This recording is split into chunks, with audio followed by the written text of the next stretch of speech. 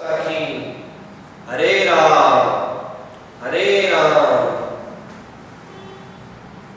तो पूछा उस सेठ ने कि आप कब से हैं? कहा मैं बहुत समय से हूं और ऐसा नहीं है कि मैं यहां से नाराज होके जा रही हूं, पर मेरा समय हो गया है और इस परिवार में मैं बहुत सुखी रही, बहुत खुश रही, मुझे कुछ इतने सालों में कभी कोई परेशानी नहीं हुई।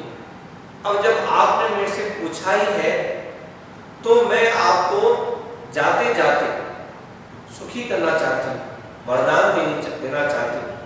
आप मांगिए, आपको क्या चाहिए? तो उस बूढ़े व्यक्ति ने, सेठ ने कहा कि हे मातेश्वरी, हे लक्ष्मी माँ, यदि आप मुझ पे प्रसन्न हैं तो इसका जो आंसर है, जो इसका जवाब है, यदि मुझे मांगना ही है तो मेरी 4 बहुएं हैं परिवार, मैं उनसे सलाह मशवरा करके कल मैं आपको बताऊंगा।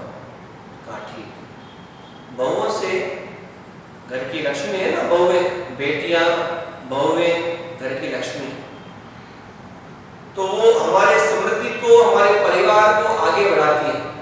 ये जो आज का समय, ये जो आज का टॉपिक निकला है लक्ष्मी का, क्यों कि नवरात्रि चालू है, तो जितनी भी माताएं हैं, जितनी बहनें हैं, वो माताओं का, कोई दुर्गा का रूप है, कोई काली का रूप है, कोई किसका रूप है, कोई संतान लक्ष्मी है, कोई गज लक्ष्मी है, तो सारी जो भी माताएं आज इस सत्संग के माध्यम से जहाँ जहाँ पर बैठी हैं, जिनको ये आवाज़ पहुँच रही है, उन सभी माताओं बहनों को हमारा नमस्कार, हमारा प्रणाम। प्रेम से बोलेंगे सतनाम साखी, सतनाम साखी। तो उन बहुओं से उस बूढ़े व्यक्ति ने सलाह की कि ऐसी ऐसी बात है और लक्ष्मी माता का समय आ गया है जाने का, इतने सालों से हमारे पास थी, तो बहुत प्रसन्न है और कह रही कि वरदान मांगो। तो एक बहू ने कहा कि आप सोना मांग लो, बहुत सारी चांदी मांग लो। दूसरे ने कहा कि आप ऐसा कुछ मांग लो जिससे हमारे घर परिवार में है, धन अपार है, परंतु और भी अपार धन बना रहे। किसी ने कहा क्या मांग लो। और सबसे छोटी जो बहू थी ना, सबसे छोटी बहू, उसने पता है क्या मांगा? जब उसका टर्न आया ना पूछने का, ससुर ने पूछा कि आप बताओ आपकी सलाह क्या है? तो उस छोटी बहू ने कहा, तो छोटी बहू के संस्कार जो थे ना, वो बचपन से लेके ही सत्संग करती थी। तो हमें सिखाया गया है कि सत्संग माना विवेक है ना, हम सीखते हैं सत्संग में सीखते हैं तो हमारा विवेक जागृत होता है। विवेक माना बुद्धि जागृत होती है कि किस प्रकार से, किस समय में, किस घड़ी में हमें क्या मांगना है, किस समय पे, किस जगह पे, किस तरह से हमें चलना है। ये हमें सत्संग के माध्यम से सिखाया जाता है। जो सत्संग सुनता है ना, जो सत्संग सुनता है, जो सत्संग करता है, जो सत्संग का मनन चिंतन करता है, तो गुरु महाराज जी कहते हैं कि उसकी बुद्धि जो है ना, विवेक, वो विवेक जागृत होता है।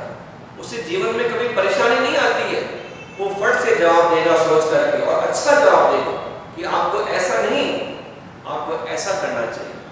आप यदि ये रास्ता लेंगे ना तो आपका जीवन का कल्याण हो। तो सत्संग सुनने से बहुत फायदे हैं।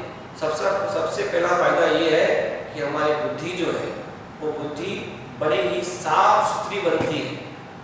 हमारी बुद्धि के अंदर कुविचार नहीं आते हैं, बुरे विचार नहीं आते हैं, अच्छे विचार आते हैं। और यदि विचार आते भी हैं ना, तो उस विचारों सत्संग सुनने से वो धीरे धीरे धीरे मैल जो है ना, वो दूर हो जाती है। प्रेम से बोलेंगे सतनाम साखी।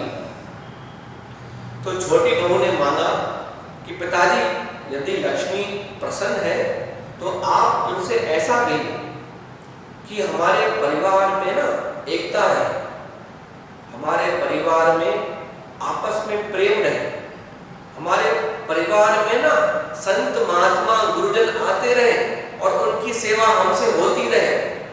आप उनसे ऐसा मांगिए कि इस परिवार में हमेशा गुरु संत महात्मा आए, सत्संग होता रहे, ये आप मांगिए। कहा ये अच्छी बात है। तो जब वो दूसरा दिन आया मांगने का, रात्रि काल फिर स्वप्न में वो लक्ष्मी माता प्रकट हुई। कहा आप अपनी बहुओं से पूछ के आए? हाँ मैं पूछ के आया। तो क्या चाहिए आपको? कहा हे लक्ष्मी माँ, आप यदि प्रसन्न हैं तो मुझे वरदान में यही चाहिए कि हमारे परिवार में ना एकता है।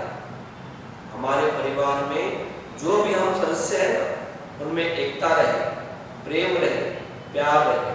सद्गुरु स्वामी सर्वानंद महाराज जी का जो हम संदेश पढ़ते हैं ना, उन संदेश में एक वचन ये भी है कि जिस देश या घर में, जिस देश या घर में एकता, संगठन, प्रेम, प्यार है, वह देश या घर सदैव बसता रहेगा। ना बसता मतलब खुश रहेगा। आपस में संगठन है, प्रेम है, प्यार है, आपस में यूनिटी है, एक दूसरे की बात हम मानते हैं, तो उस परिवार में कभी कलह नहीं होगी।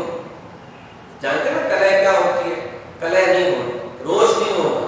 कभी वहां पे जो दुख आना भी होगा ना, वो दुख दूर हो जाएगा। और दुख आएगा भी तो इतना स्मूथली हम उसको ले जाएंगे, बस आनंद से वो आया और चला भी गया। क्योंकि ये एक संस्कार है हमारे। प्रेम से बोलेंगे संस्कार साखी। तो कहा माता जी आप प्रसन्न है ना, तो हमारे परिवार में ना एकता रहे, ये मेरे को चाहिए। हमारे परिवार में प्रेम रहे, मुझे ये चाहिए। और हमारे परिवार में संत महात्मा गुरु उनका सत्संग होता रहे, उनकी सेवा होती रहे, हमें ये वरदान चाहिए। और हमारे परिवार में सत्संग नित्य प्रति होता रहे। तो कहा ये आपने क्या मांग लिया? लक्ष्मी माता ने कहा ये आपने क्या मांग लिया?